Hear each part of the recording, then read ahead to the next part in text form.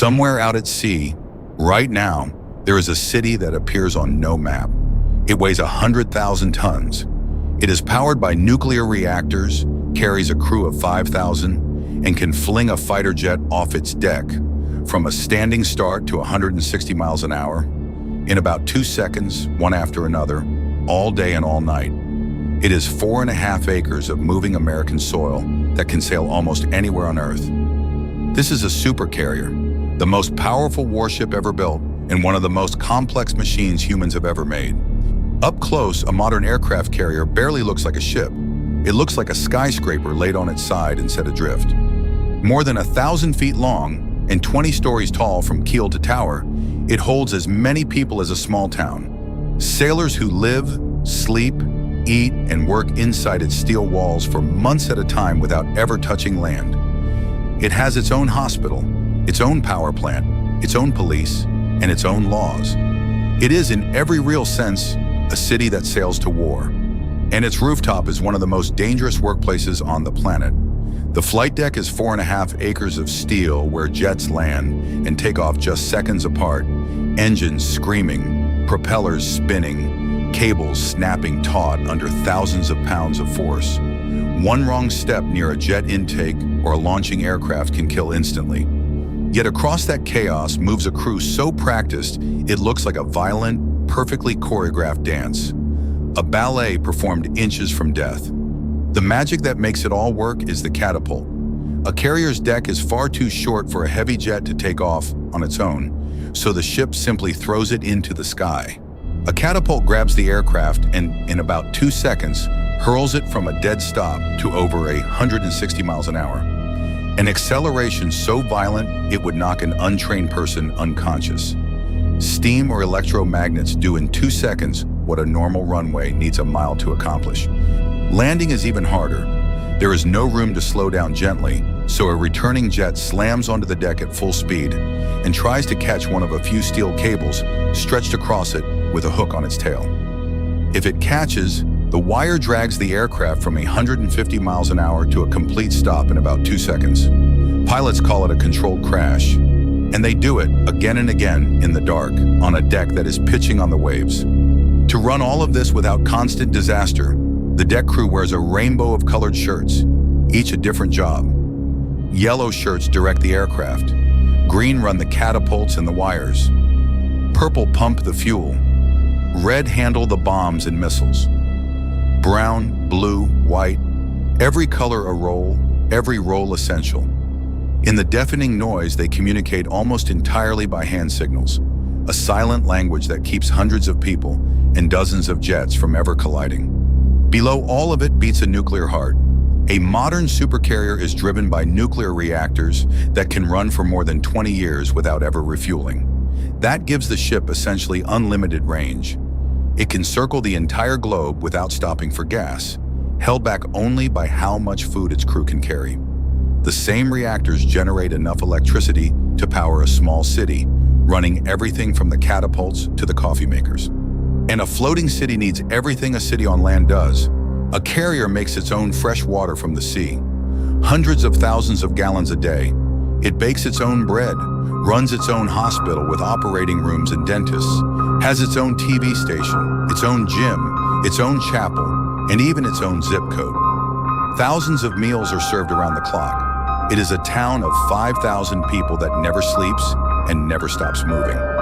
But a carrier is not really about the ship. It is about what flies off of it. A single supercarrier carries an air wing of around 75 aircraft. Fighters, radar planes, refuelers, helicopters. That is more combat air power than most entire countries possess, packed onto one hull and parked off any coast in the world. When a carrier arrives, it brings an air force with it, and it never sails alone. A carrier travels at the center of a strike group, a ring of destroyers and cruisers bristling with missiles, and at least one submarine hunting silently beneath the waves. Together, they form a moving fortress hundreds of miles wide, able to strike targets in the air, on the sea, under the sea, and deep inland, all while protecting the priceless ship at its heart.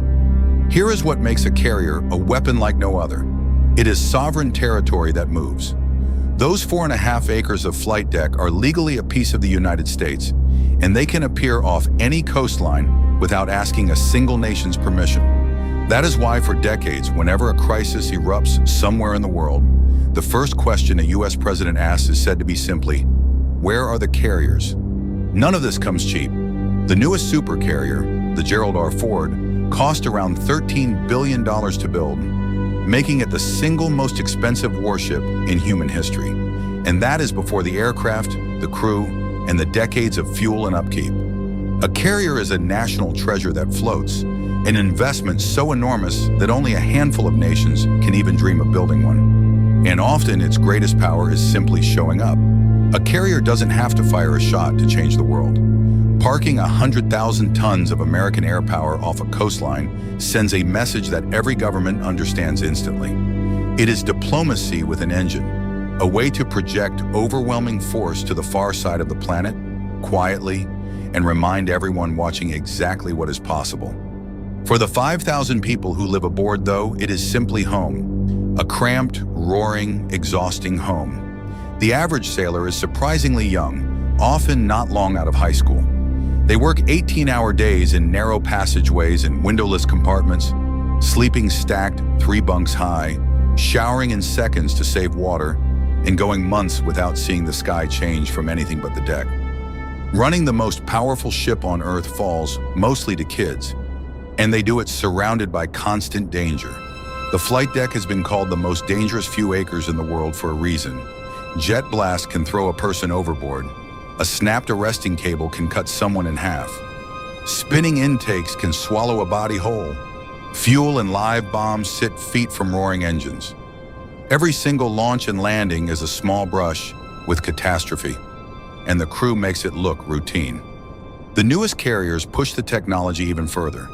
Where older ships fire their jets with bursts of steam, the Ford class uses electromagnets, a smoother, more powerful launch system that can fling aircraft faster and with less strain on the airframe. New elevators, new radars, and heavy automation let the Ford launch more aircraft with a smaller crew. It is a glimpse of what the floating city of the future will look like.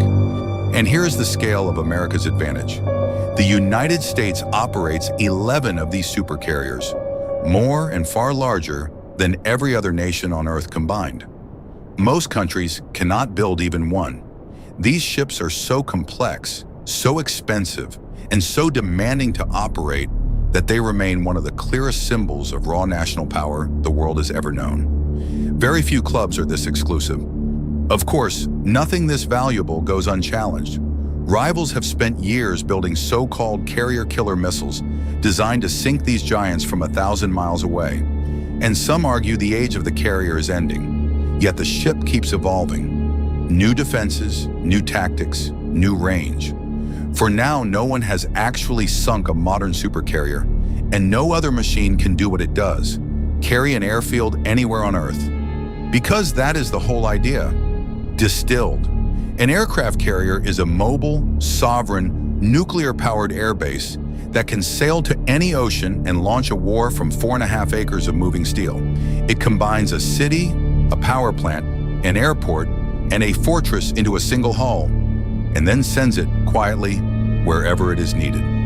Nothing else in any military comes close.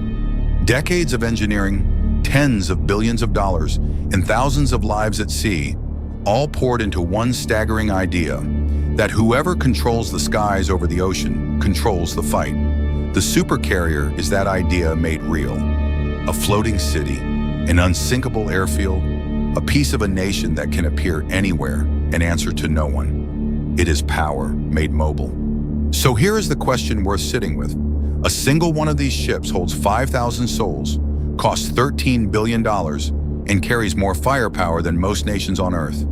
All balanced on a deck where a moment's mistake means death. Is the supercarrier the ultimate symbol of human power at sea? Or the last of its kind, a magnificent giant the future has already begun to leave behind? This is Eyes on Ops. Subscribe and we'll decode the next one.